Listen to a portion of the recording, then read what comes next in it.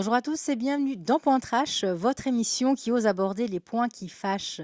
Liberté d'expression, peut-on tout dire, même en chanson? C'est ce que vous allez découvrir avec notre invité d'aujourd'hui, Zig Sauer. Zig, bonjour. Bonjour, bonjour, bonjour. Toi, tu es un rappeur neuchâtelois Exactement, ouais. et en 2010, il y a eu une énorme polémique avec la position politique de l'UDC. Ça t'a inspiré une chanson parce que ça te dérangeait. Et on va regarder juste un extrait de cette chanson et on en parle juste après. Un petit message pour monsieur Oscar Freisinger là. Faut que t'arrêtes de nous mépriser, de nous diaboliser dans les médias, espèce de xénophobe. Ou un jour on va te retrouver pendu avec ta queue de cheval, enfoiré va. Alors quand tu revois l'extrait de cette chanson qui s'appelle Swiss Life, tu menaces carrément un homme politique, Oscar Freisinger. Qu'est-ce que ça te fait quand tu revois ces images? Bah, ça me fait un petit peu sourire. Parce Sourire, que toujours, c'est des ça. menaces de mort, je te rappelle. Ouais, mais c'était quand même gentil, gentil quand même, hein. J'aurais pu aller plus loin. Mais ça me fait sourire dans le fait que ça me rappelle un peu ma fougue De la jeunesse. d'antan, quoi. Bah ouais, c'est des Ouais, choses c'est qu'on fait vieux un quand peu même. quand on a.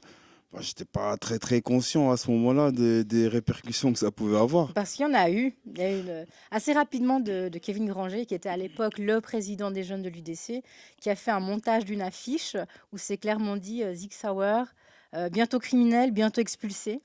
Ah ouais, carrément, j'étais devenu le mouton noir, la bête noire. Je me suis pas rendu compte de l'impact que ça pouvait donner.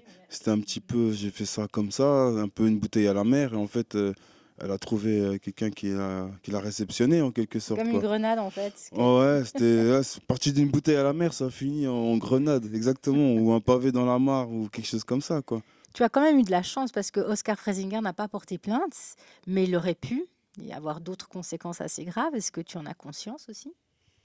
Ah, ben, j'en ai tout à fait conscience. Mais j'avoue que sur ce coup-là, j'ai eu comment dire, un coup de chance. Moi, j'ai un peu tendu un piège auquel il a mordu. J'ai eu de la chance qu'il n'y a pas eu de suite pénale. Mais de toute façon, ça n'aurait pas été bien loin, à mon avis. Une belle amende quand même. Je pense, ouais. Et ça m'aurait fait encore plus de pub, en Oui. quelque sorte. Mais où il a été malin, c'est qu'il n'a pas porté plainte, mais il s'en est resservi dans une campagne publicitaire à lui, où en quelque sorte, bah, il s'est servi de ça, il a remis un extrait du morceau, il l'a un petit peu instrumentalisé. D'ailleurs, il y a eu aussi un article là-dessus, parce que moi j'étais un peu là, j'étais un peu choqué, quoi. En fait, l'histoire elle était un petit peu enterrée, et quelques années plus tard, il l'a ressorti, c'est lui qui l'a déterré cette histoire-là. Donc il a un peu joué à mon jeu, en fait. Quoi, il m'a peut-être pris à mon propre jeu, ou je sais pas. En tout cas, c'est devenu presque un copain à force qu'on se renvoie la balle, quoi.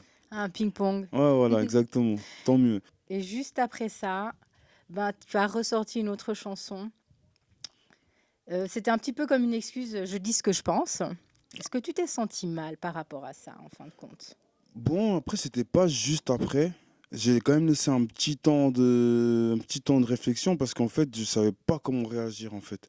Je savais pas, j'étais un petit peu dépassé par cette histoire. Donc du coup, j'ai pris un petit moment de réflexion, surtout que j'ai encaissé beaucoup de critiques, Des beaucoup de gens qui étaient des commentaires.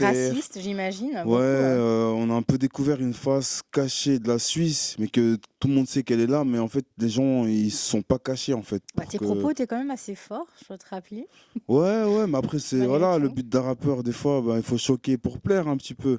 Voilà, c'est choqué pour Après, choquer. Après, les rappeurs, ils prennent des noms assez atypiques, comme le tien, Zig Sauer, c'est quand même fabrication d'armes à feu, je crois. ouais, Six Sauer, ouais, à la base, c'est une arme, mais c'est une arme qui vient de Suisse. Puis c'était plus un clin d'œil par rapport à une arme qui venait de Suisse, parce que mon arme, en quelque sorte, c'est plus mon rap, en quelque sorte. Donc c'était un petit peu un parallèle, mais j'étais déjà un petit peu dans la provoque à ce moment-là Mhm. où j'ai choisi ce nom, mais voilà, c'était Parce qu'on pas est dans un d'accord, parce mauvais que état d'esprit, quoi. la haine appelle la haine en général, hein. Ouais, exactement. Mais après, comme vous avez vu, j'ai un peu essayé d'apaiser un petit peu, Oui, voilà. c'était quand même une chanson d'excuse. On va dire Oh ça comme ouais, ça. un On mea va dire ça comme ça. culpa ou plus une explication. Oui. Parce que je me suis senti incompris en fait. Parce que dans la chanson, j'ai l'impression que les gens, ils ont pris qu'une partie de la chanson. Mhm. Et puis on m'a jugé sur cette partie de la chanson. Et puis ils ont fait la sourde oreille sur une autre Sur partie tout de le la reste, en fin chanson. de compte. Tout le Voilà. monde s'est focalisé sur la fin ou Voilà, exactement. voilà. Alors que je dis plein de choses, faudrait écouter ce morceau. Les gens, ils m'en parlent encore. Ils m'en parlent encore tous les jours. C'est quelque chose qui a vraiment, oui, on m'en parle encore aujourd'hui, presque 8 ans plus tard, 8 à 9 ans plus tard, on m'en parle encore. Donc tant mieux, quoi. Et puis, alors du coup, tout s'est apaisé depuis le temps et ça t'a laissé le temps de sortir combien d'albums jusqu'à entre deux? J'en ai sorti, après ça, j'en ai sorti deux. Mhm. J'en ai sorti deux. Ok. Puis aujourd'hui, on te voit pour Carpe Diem.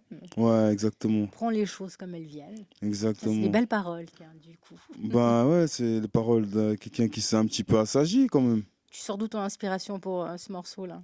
Ouais, je la sors, bah, ça c'est vraiment, c'est un peu la réponse banale des rappeurs, mais dans ce cas-là, c'est vrai, c'est vraiment de la vie. C'est vraiment de la vie, des expériences, carpe diem, ça, voilà, c'est profite de l'instant présent, vie au jour le jour, ça, pour moi, ça signifie tout ça. Et puis en fait, c'est un titre que bah, déjà, c'est quelque chose que j'ai voulu faire depuis longtemps. Mhm. Mais après, ben, j'ai trouvé que c'était le moment de le faire, quoi, parce que j'ai vécu plein de trucs entre-temps qui ont fait que voilà, j'ai envie de donner ce message. C'est un peu un message d'encouragement aux gens quoi, qui sont un peu déprimés ou qui sont pas bien ou quoi que ce soit. Ben voilà, c'est la vie, un jour c'est comme ça, un jour c'est comme ça. Et puis faut prendre les choses comme elles viennent. On est C'est d'accord. tout. Parce que tu as des enfants.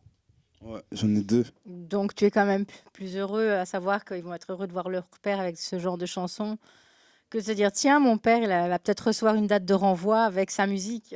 Ouais, Aussi bon, penser à eux. c'était plus ma mère à l'époque. Ouais, je crois que j'avais ma fille, elle était en bas âge, donc ça va, elle n'était pas touchée par ça. C'était plus au niveau de ma mère, de ses collègues au travail, oui, ton fils, si, ça. C'était plus cette inquiétude-là. Après, mes enfants, maintenant, c'est clair que j'essaie d'être un peu plus apaisé, puis faire des chansons un peu comme Carpe Diem, que je peux leur faire écouter, que ça passe à la télé, je leur dis regardez, écoutez, ils sont fiers, ils sont contents, et puis ça fait plaisir à tout le monde, quoi. Il faut donner l'exemple, surtout. J'essaie.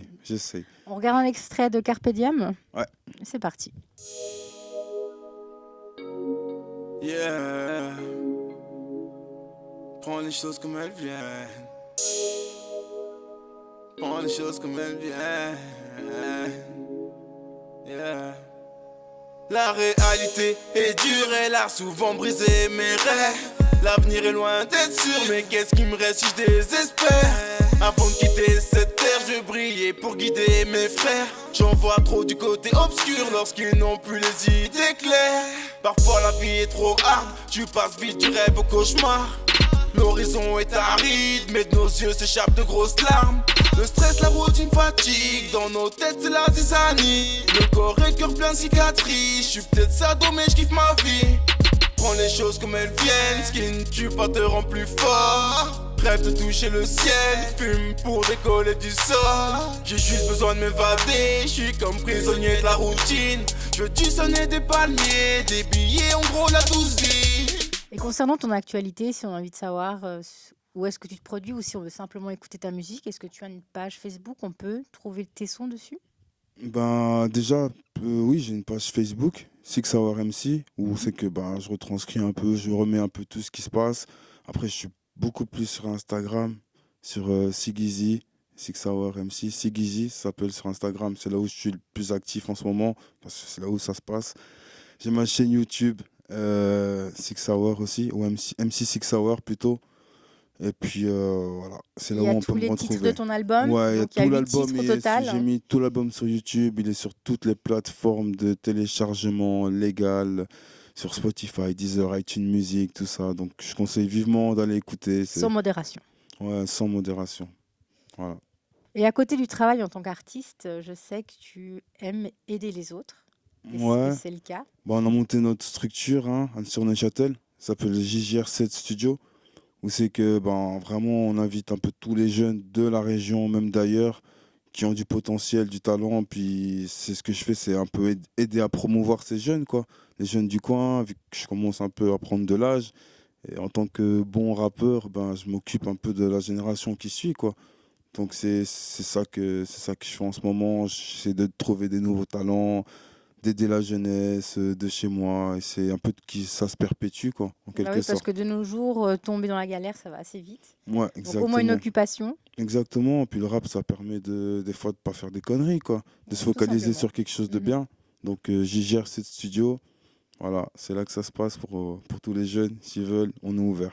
Oui, et que ça perdure en tout cas. Bravo. Voilà. Six Hour, merci beaucoup. Bah, merci à vous, hein. Toujours d'être là, d'essayer de faire avancer la culture. c'est de faire avancer les choses. Merci à vous. Avec plaisir et donne l'exemple. Voilà, je vais essayer. Point Trash touche à sa fin. J'espère que vous avez passé un agréable moment. Je vous donne rendez-vous tout bientôt pour un nouveau numéro. Ciao.